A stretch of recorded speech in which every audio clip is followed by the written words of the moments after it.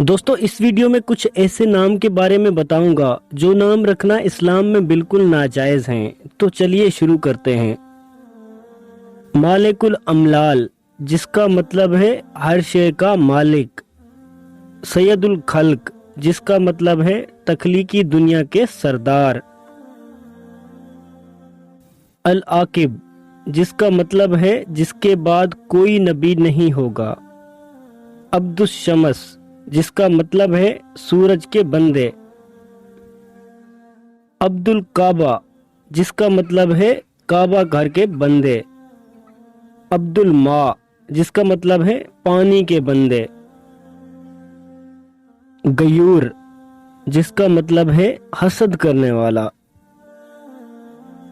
दोस्तों ये है वो नाम जो किसी बच्चे का नहीं रख सकते, क्योंकि ये नाम रखना इस्लाम में नाजायज हैं। और भी बहुत से ऐसे नाम हैं जो रखना जायज नहीं है। इंशाल्लाह अगली वीडियो में कुछ और नाम आपको बताएंगे जो इस्लाम में रखना जायज नहीं है।